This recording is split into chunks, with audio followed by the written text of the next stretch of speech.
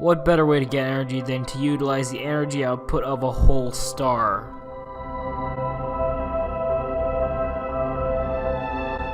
So I'm not going to say what a Dyson Swarm is. It's a very simple concept. It's literally just putting rotating habitats around a star until you cover a significant portion of it and use its energy. So what exactly could we do with a Dyson Swarm? Well, there's a lot that we could do with a Dyson Swarm. Now, the first and most obvious one is to use it for habitation.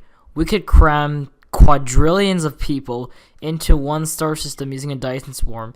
Millions of times the amount that we could ever use from a single planet, and it would only use up about the same amount of materials as a planet.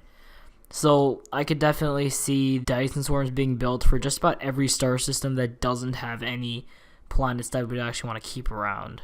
Because eventually you're going to need to keep people somewhere. Now the second thing we could do with a Dyson Swarm is a hell of a lot more interesting. We're going to be talking about Matryoshka brains. Now what the hell are those? Well, in essence, a Matryoshka brain is basically a computer that's powered by a star, and this would be huge. You have a first layer that just takes the energy from the star, and then a second, third, fourth, fifth, and so on until you get 8 or more layers that just take the waste heat from the previous layer and use that to get even more energy out of the system. And you could do so much with this because you have a crap ton of computing power, and the idea of this is actually just really cool. You can make a universe where the gravity was slightly less, and see how that would work out, or one where gravity was slightly more strong.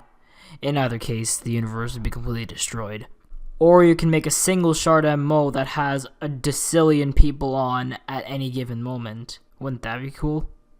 Now, the amount of power that a Dyson Swarm bearing empire would have is a lot. One Dyson Swarm is equivalent to what's potentially thousands of systems that just use planets. And you could essentially have a massive empire controlling over just a few systems. Kind of like playing Toll and Stellaris, where you build up a lot of infrastructure in one area. Except you could do this across all star systems and have everywhere being really powerful. And then you could also use something like a Dyson Swarm to essentially make what's called a stellar laser. You're basically turning a star into a giant laser, kind of like the Death Star in Star Wars, except you're using a whole star, and it's actually real, too. You could use a bunch of mirrors to focus the star's energy to basically make a giant laser. Now, the details are pretty complex for how you'd set up the mirrors and everything, but there's videos on YouTube that explain that in more detail. So those were just some of the applications of Dyson Swarms and other similar structures. Like the video if you like it, and subscribe so you don't miss the next videos, where I'll be delving deeper into the subject of Dyson Swarms and other awesome science fiction concepts.